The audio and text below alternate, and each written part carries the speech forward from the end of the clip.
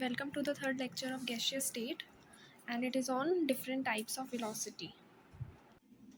So in this lecture हम लोग continue करेंगे और हम पढ़ेंगे कि गैशियस मॉलिक्यूल्स में जो वेलोसिटीज़ होती हैं वो कौन कौन से तरीके से हम कैलकुलेट कर सकते हैं और कौन कौन सी उसमें वो कैटेगराइज्ड है. ठीक है. सो हमारे पास जो वेलोसिटीज़ हैं वो तीन कैटेगरी में है. मोस्ट प्रोबेबल वेलोसिटी, एवरेज और mean velocity and root mean square velocity. अब हमें पता है कि गैशियस मॉलिक्यूल्स क्या होते हैं. They have high kinetic energy, high HKE, that is high kinetic energy. ठीक है. उसकी वजह से क्या होता है, उनमें क्या होता है, मोशन प्रेजेंट होता है. ठीक है. मॉलिकुलर मोशन होता है उनमें, और वो जो मॉलिकुलर मोशन होता है उसकी वजह से काइनेटिक एनर्जी होती है उनमें, और वो काइनेटिक एनर्जी किसी न किसी तरह की वेलोसिटी को वो करती है, स्टार्ट करती है, इनिशिएट करती है. तो इसी वजह से हमारे पास तीन तरह की काइनेटिक एनर्जीज़ हैं. काइनेटिक एनर्जीज़ कह रही हूँ, उस काइनेटिक एनर्जी की वजह से हमारे पास थ्री टाइप्स ऑफ वेलोसिटीज़ हैं. मोस्ट प्रोबेबल वेलोसिटी, एवरेज और mean velocity and root mean square velocity. हम इन लोगों की इनकी बेसिक डेफिनेशन देखेंगे और फॉर्मूले देखेंगे. बाकी डेरिवेशन आपको अगले लेक्चर्स में मिल जाएगा, तो आप कंटिन्यू कर सकते हो वॉच करना. तो सबसे पहले तो हमारे पास तीन टर्म्स हैं जो कि आपको दिख रही हैं. पहली है मोस्ट प्रोबेबल वेलोसिटी, दूसरी है एवरेज और मीन स्क्वायर वेलोसिटी, और तीसरी है रूट मीन स्क्वायर वेलोसिटी. ठीक है. सबसे पहले हम देखते हैं most probable velocity. So most probable velocity is defined as velocity possessed by the maximum fraction of gaseous molecules at a particular time. Mathematical expression ये भी छोड़ दो, मैथमेटिकल एक्सप्रेशन वाली टर्म वो भी मैं बताऊंगी आगे. देखो, मोस्ट प्रोबेबल वेलोसिटी अपने आप में वर्ड क्या सजेस्ट करता है. ये जो वर्ड है ना अपने आप में हमें सजेस्ट करता है, प्रोबेबल मीन्स प्रोबेबिलिटी से कुछ रिलेटेड है.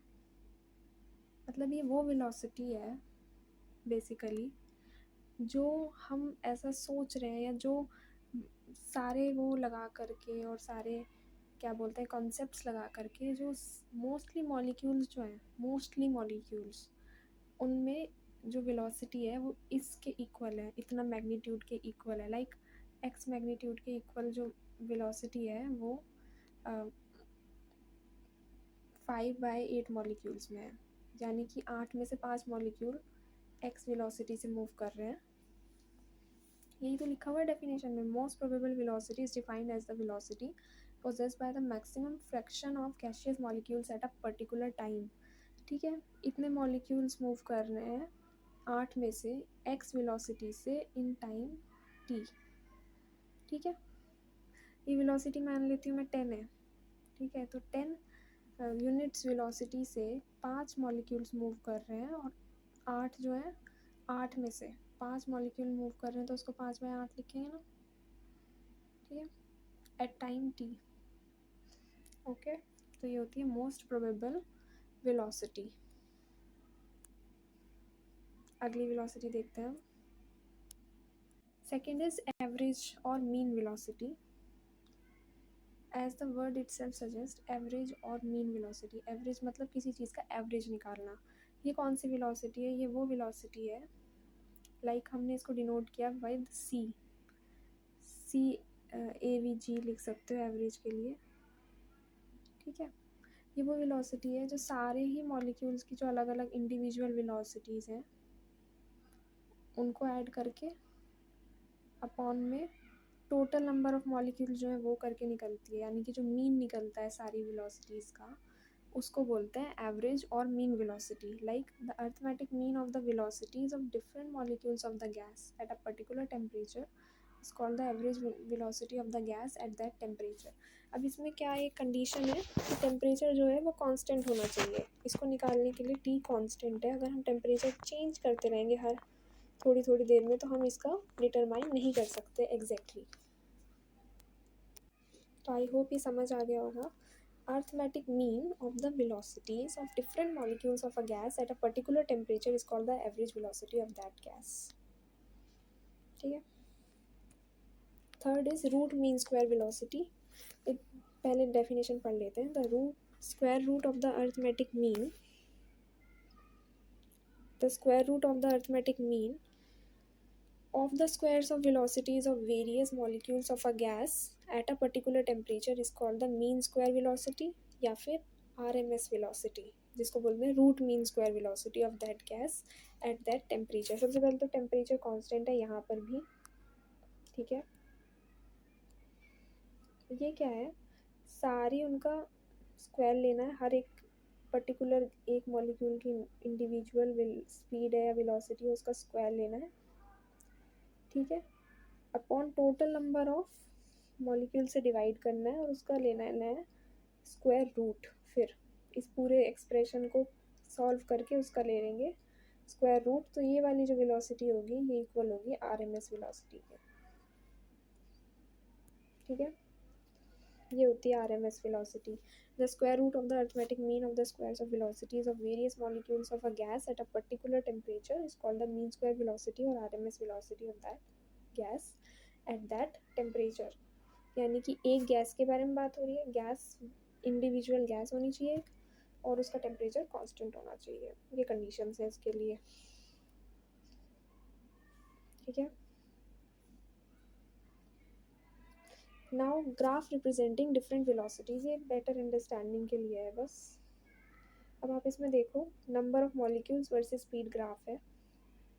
मोस्ट प्रोबेबल वेलोसिटी जो है वो वेलोसिटी है जिसमें मैक्सिमम नंबर ऑफ मॉलिक्यूल्स है। नंबर ऑफ मॉलिक्यूल्स इधर से बढ़ रहे हैं ना, एक मिनट, अब आप देखो ये नंबर ऑफ मॉलिक्यूल्स है ना, ये ऐसे ऊपर जा रहे हैं यानी कि बढ़ रहे हैं ना विद स्पीड, स्पीड भी बढ़ रही है और नंबर ऑफ मॉलिक्यूल्स भी बढ़ रहे हैं। तो इस पॉइंट पर आकर के जो नंबर ऑफ मॉलिक्यूल्स है वो मैक्सिमम है, सबसे ज़्यादा मॉलिक्यूल्स की जो स्पीड है वो ये है, ये वाली जो स्पीड है सबसे ज़्यादा नंबर ऑफ मॉलिक्यूल्स की है। इसी को मोस्ट प्रोबेबल स्पीड या मोस्ट प्रोबेबल वेलोसिटी बोलेंगे। उसके बाद में एवरेज आता है, एवरेज इन दोनों के बीच में लाई करती है रूट मीन स्क्वायर और मोस्ट प्रोबेबल वेलोसिटी के। ये अभी आपको समझ आ जाएगा जब हम डिराइव करेंगे आगे चल के। अब एक्सप्रेशन है most probable velocity is equal to under root 2kT by m. M is mass, T is temperature and K is a constant. Okay. Average velocity is 8 kT by pi m. 8 constant है, K constant है, T is temperature, M is mass and pi is 22/7। और CRMS की value क्या होती है, under root में 3kT by m। इसको अभी के लिए कैसे याद कर सकते हो कि ये जो ग्राफ का जो हाफ एरिया है वो कवर हो गया है मैक्सिमम नंबर ऑफ मॉलिक्यूल्स लाने के लिए।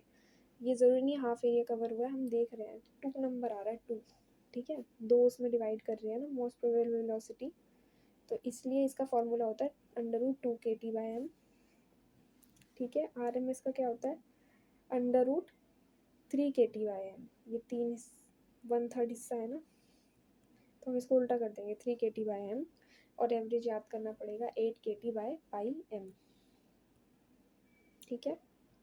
बेसिकली याद करने का ही तरीका बता रही हूँ। जैसे जैसे नंबर ऑफ मॉलिक्यूल्स बढ़ेंगे तो वो ऐसे ऊपर को जाएगा ना ग्राफ, और इधर क्या बढ़ रही है, स्पीड बढ़ रही है, ठीक है। तो बस यही है, इसमें एक शॉर्ट लेक्चर है, आई होप समझ आ गया होगा आपको।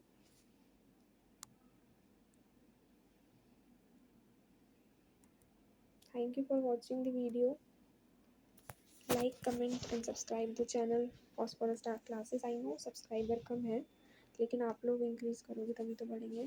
Thank you guys.